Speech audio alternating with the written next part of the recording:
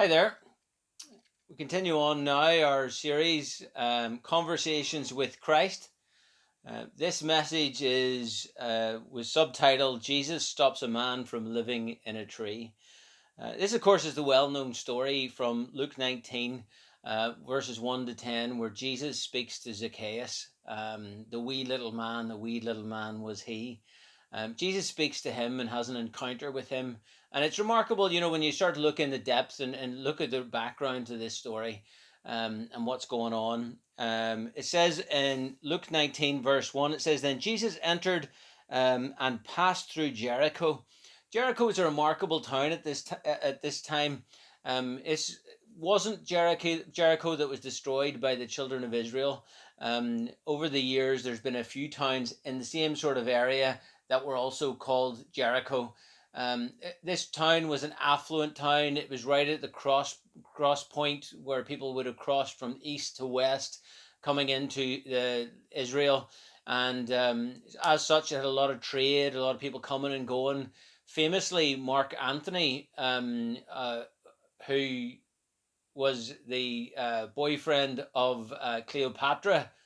If you remember Cleopatra, he gave Cleopatra estates in Jericho because the area was so nice, the climate was so pleasant, there was vineyards and groves there. It was really the place to be and the place to be seen. Herod the Great actually rented those same estates because he liked to spend his holidays there, or his summer retreat, as it were. That's the sort of an area it was. It's really, if you think of it along the lines of somewhere like I guess globally you'd be looking at somewhere like Hollywood Boulevard. It's a place to see and be seen, where all of the powerful movers and shakers all would have gone there for holidays and for some sort of break. Of course, you've got that mixing of commerce and trade, so there's a lot of money there. This was an exotic city with all the mixing of cultures, of people from different civilizations, different cultures, all bringing their own flavor to this city. So it's been a very eclectic sort of mix of people, colors, and of clothing, and of traditions. Jesus comes into the city, and when he does, um, it mentions here that there was a man named Zacchaeus. He was a chief tax collector. Now, to be a tax collector in those days meant that you had bidded for the right to collect taxes. The Romans evaluated a province and they would have said, in this area, we think that there is this many people, there's this much trade, this is the sort of roughly the tax that we expect. Now, then, they would do is open it for tender, and businessmen or less scrupulous men would have then gone to the Roman authorities and says, I'll give you 1,000 denarii a month on taxes. And whoever was making the decision would evaluate that. Then someone else would come along and say, I'll give you 1,200 denarii, and so on forth and so on. They would have bidded for it. And then what happens is the person who won the bid would then go back to the population and would start to bring in that tax. Now, they wouldn't necessarily bring in whatever they had bid. Say they had bid 1,000, they would have brought in 1,200 and pocketed the rest. But the Roman authorities didn't care. As long as they got what was agreed, that's all they cared about. These people were very influential. They're very important in some ways, because if you didn't pay the tax that they felt that you owed, they could go to the magistrate, they could go to the Roman authorities, and they could bring up an accusation against you. They could say, this man hasn't paid his taxes, you throw him in jail. And it could do that all the time, as that threat lurked. So tax collectors were not popular people, because not only were they extorting money out of their people, not only were they being criminal in their behavior in that respect, they were also then funding the Roman authorities who were living and controlling their province. The Roman soldiers who were in their area were at their beck and call. These were the men who would point the finger, and the Romans would go and gather that family or that businessman up and take him away to jail, and things like that there. So they were not nice men. They were not well liked. They were obviously served the Roman authorities, and as such, the people of Israel And no matter where in the empire they were, these people were not well liked at all, especially in Israel, who seen the Romans as bringing in paganism and worshipping false gods and things like that there. So Zacchaeus, who was a chief tax collector, when it says chief tax collector, it's safe to assume that he not only collected taxes, but actually he had got to the point where he had bidded on another area, and he says, "I'll collect the taxes there, and I'll collect the taxes here, and maybe somewhere else as well." So he actually had under him tax collectors who he had employed to do the dirty work for him. So he would have been a very, very wealthy man, and very hated, and very much someone that was avoided. You would avoid these people, because if you came along near them, they would then see some signs of wealth. Oh, I mustn't be taxing enough. Maybe I can tax some more. And things like that there. So that was the sort of the situation. So Zacchaeus, he was a chief tax collector. He was a glorified collector for the mob, if you think of it that way. If you didn't pay your taxes, he would call the authorities and they would get involved. He was the lowest of the low, not someone who was liked or received all that well. People avoided him. They took a wide berth of him. They stayed away from him because of his reputation, because of what he could do to them. So he was not well liked. But what else do we know about Zacchaeus? We know that he was a determined man. We know that he faced challenges, as many people did in those days, and he had overcome them. He had been determined to succeed, determined to claw his way out from the bottom all the way to the top. He was determined to get ahead in the game. By hook or by crook, he had clawed his way up. He was a problem solver. He seen an opportunity and he seized it. He seen a problem and he looked for solutions for that problem. You can see that evident in the fact that he couldn't see because of his small stature. He couldn't see Jesus, so his thoughts went to, "I know, I'll climb a tree." So he was a bit of a problem solver. He was determined, regardless of what happened and what was around him. He was determined man. Um, Certainly in his business dealings and his tax collecting and in his personal life here. Um, Jesus, at this point in his ministry, he's at really the pinnacle of his ministry.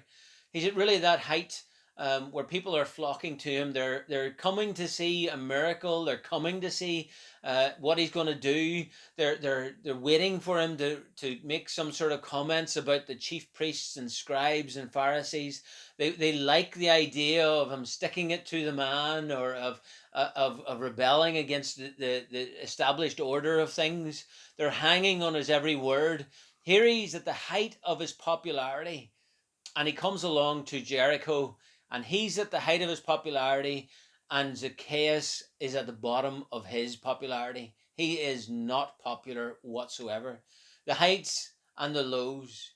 It would remind you of the story of Jim Baker, who famously was arrested and convicted of fraud, and was in prison. Who was a Christian televangelist.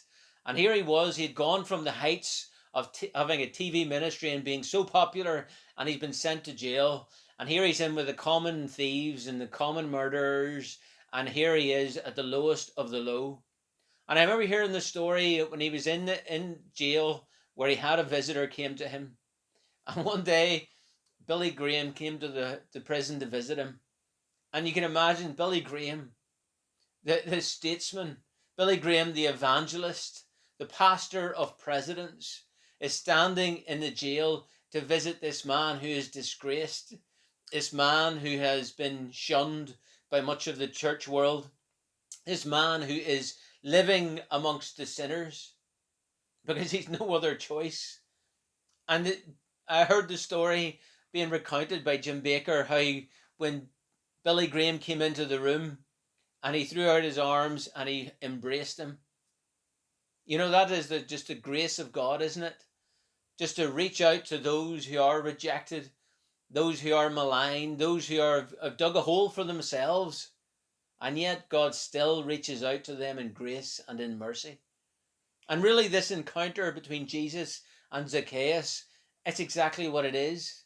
It's God reaching out in grace and mercy to a man who is hated, despised, rejected. This is a week before Jesus was going to go to the cross. How much more significant could it be? Where Jesus would be going to the cross and he would become the one who was hated, who was despised, who was rejected. What a significant conversation to look at. A significant thing for us to take note of, the circumstances surrounding it. It says in verse 3 of Luke 19, it says, and he sought to see who Jesus was.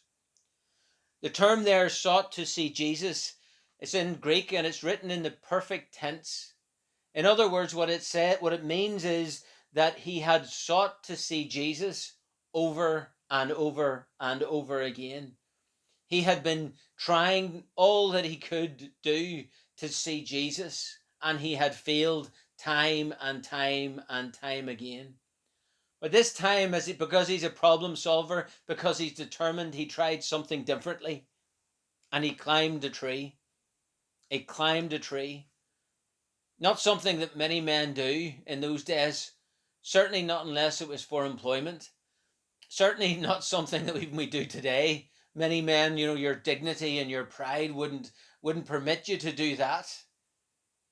But Zacchaeus, in his determination, in his eagerness to see Jesus, to find out who he was and what his message was, to have an encounter with Jesus, in his determination, he cast aside all his pride and all his position and his dignity, and he climbed a tree.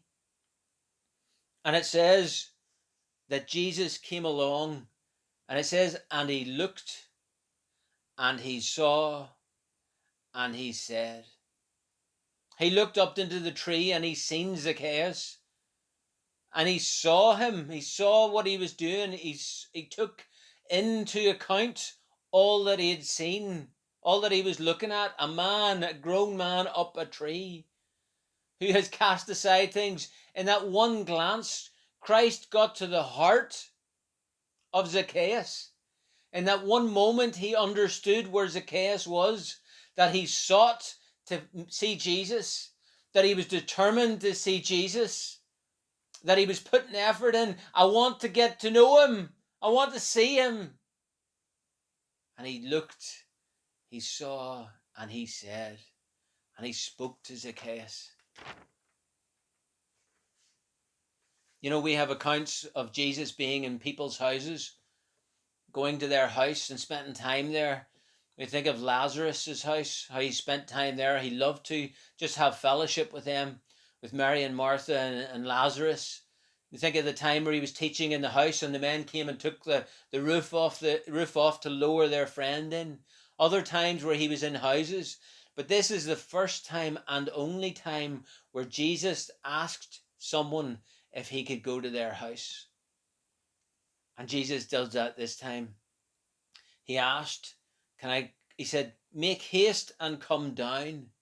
Make haste and come down. Come down quickly, Zacchaeus. Actually, I love that. He says, make haste and come down. Jesus saw him, verse 5. Jesus looked up and saw him and said, Zacchaeus, make haste and come down, for today I must stay at your house. So he, that is Zacchaeus, made haste and came down and received him joyfully. This is a scene where Jesus is there's an eagerness in him. Make haste, quick, come down. Get down here, wee man. He didn't say wee man, but he said, come down. Quick, get down here. I've got to go to your house. I've got to spend the day with you. And Zacchaeus clambers down the tree, and he comes to Jesus, and he really received him joyfully. Now, this isn't the joy of pride or arrogance. He isn't saying, look, I've got the best man or the most popular man in town coming to my house. That's not what's going on here at all. Remember, he's cast aside his pride and his dignity in order to climb this tree, in order to see Jesus. So he's now quickly clambered down the tree, and he's received Jesus joyfully. Joyfully. It would remind you, wouldn't it, of the story of the prodigal son, where he'd gone off into the far land and he'd spent all he had on all the worldly pleasures. And it says that as he came to himself and as he came back, it says that the father seen him and ran to him. And the father received him joyfully. He embraced him. He kissed him. It's the same type of emotion that's being expressed here. There's an excitement, there's a joy. Finally, Zacchaeus has met Jesus. Finally, I'm going to have a conversation with him. He totally forgot about those around him, forgot about what people would say about him. Actually, as you go on in the passage, it says there in verse 7, it says, but when they saw it, in other words, those people who were watching on, or maybe those people who were just critical, those people who had a contrite spirit and a critical spirit, whenever they saw it, they all complained. See, they had pride, they had arrogance, they had presuppositions, they had an idea of how Christ should act and where Christ should go and who he should mix with. But when they saw it, they all complained, saying, he has gone to be a guest with a man who is a sinner. Jesus, as gracious as ever, didn't even respond to them. It's noted in here for our admonition, for our warning, not to be critical of these things, not to be judgmental. But they were critical and judgmental. Zacchaeus didn't even hear it, because Zacchaeus' heart was to see Jesus and spend time with Jesus. He maybe had heard those things before, so now they just washed over him. Jesus didn't even rise to it, didn't even respond to it. It was an important moment that was coming.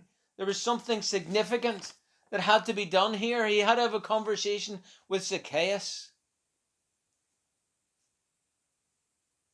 In this moment, Jesus has stopped Zacchaeus from spending the rest of his life living in a tree, separated and distant from God.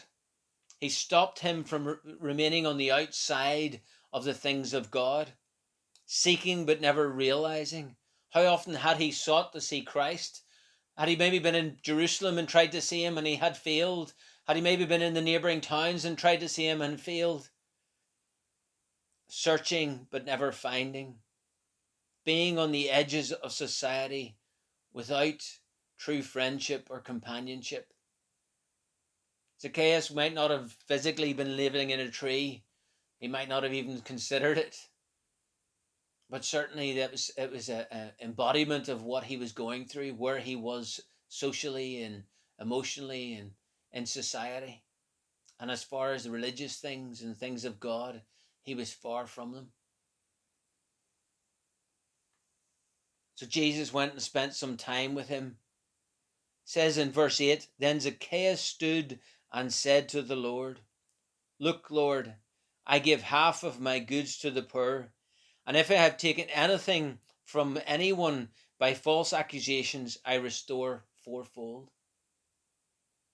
See what Christ had done by interrupting him staying up a tree, by stopping him and bringing him down out of the tree, by ignoring the comments by the naysayers and those who were critical in their spirits and judgmental. He had spoke volumes to Zacchaeus. He had told Zacchaeus that he was of worth and he was of value. Now this idea here, he had gone and he had spent time in Zacchaeus' house, spent time with him. Who knows what they had discussed?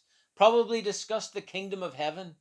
Probably discussed the heart of God, the heart of the Father for those who are lost. And Zacchaeus' response is, I will give half of what I have to the poor. And if I've defrauded anyone, or if I've taken anything from anyone by false accusation, in other words, if I've gone to the Roman authorities and pointed someone out as a criminal or as not paying their taxes, if I've done that, which he probably had, I'll repay them fourfold for all that I've done. And Jesus said to him, Today salvation has come to this house. Today salvation has come to this house.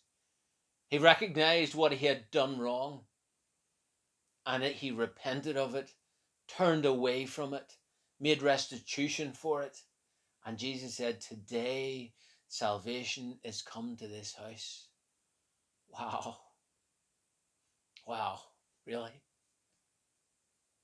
Remarkable, isn't it? What a story. And the most significant verse in this passage is verse 10, which really the whole story hangs on. Verse 10 says, for the Son of Man has come to seek and to save that which was lost. Zacchaeus was lost. Zacchaeus was seeking. And here Jesus came and he sought him out and he found him and he saved him. This story, this encounter with Zacchaeus, this conversation follows not long after the story of the rich young ruler who had so much, promise, and who had lived his life well by religious terms, and yet he had turned away from Christ. And here was Zacchaeus, a man who was destitute of holiness, destitute of as far as the things of God was concerned. He was just bereft of any value spiritually or in religious terms at all. And yet, whenever Christ met him, his soul felt its worth, and he turned to see Christ. He turned away from all those things that had enchanted him and charmed him most, and he turned to face Jesus, and he looked in Jesus' face and he repented, and today salvation was coming to his house. What an encounter with Christ. What a conversation with Christ. Something of note, something for us to take note of. The significance of it, the importance of it. I pray that this message has blessed you. I pray that it's encouraged you. You know what? It really has encouraged me. It's good to know that he came to seek and to save that which was lost. And here was a man who was so lost, and he saved him. Today, salvation came to his house. Pray if you don't know Christ today that you'll come to know him. Because to know him is to know true wealth, true blessing, true prosperity, true peace, true happiness, true joy, true fulfillment. To know him is everything. He is our portion. Next time, whenever we meet, we'll be talking about how Jesus met two men on the road to nowhere. Two men on the road to nowhere. I pray this blessed you. All right. God bless. Take care.